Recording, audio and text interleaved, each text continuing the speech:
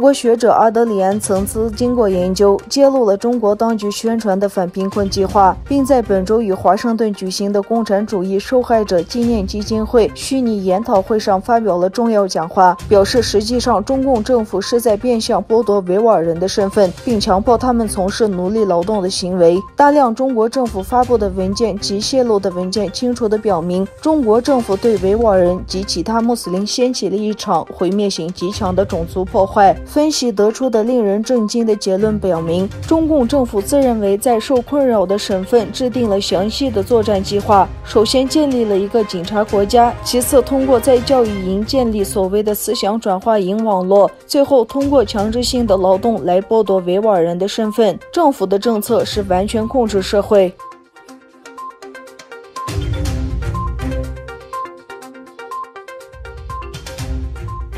英国《每日邮报》转载一张中国日报发布在武汉病毒研究所拍摄的藏有病毒样本的冷藏柜照片。冷藏柜内藏有1500个病毒样本，包括导致此次疫情大流行的武汉肺炎病毒。据报道，3月28日，中国日报在官方推特上发帖，指武汉病毒研究所为亚洲最大病毒储藏室，有1500多个病毒样本。贴文附有多张工作人员从冷藏柜取或放样本的照片，其中一张照片显示病毒冷藏柜门上的胶边破裂。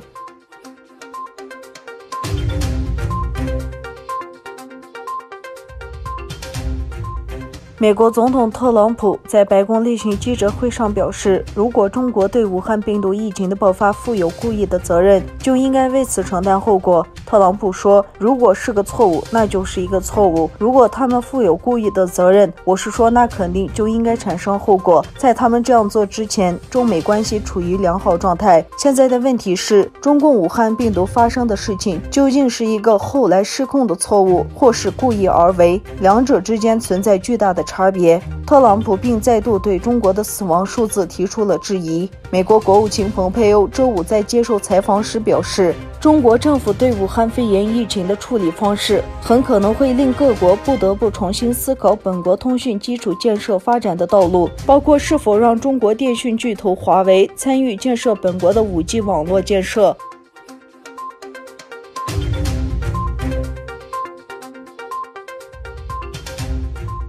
澳大利亚呼吁对中国处理武汉病毒的问题展开全球性的独立调查。澳大利亚质疑中国处理疫情不透明，要求采取独立调查，追究病毒的起源以及如何蔓延成为全球大流行病。澳大利亚的表态给中国的疫情处理手法带来更多的压力。澳大利亚外长佩恩说，澳大利亚坚持监视的问题包括中国对疫情在武汉爆发初期的回应做法。他表示，他对中国在疫情透明度问题上的关注到了非常高的程度。佩恩星期天接受澳大利亚 ABC 电视台采访时说，跟武汉病毒有关的问题需要接受独立检验，他认为这么做非常重要。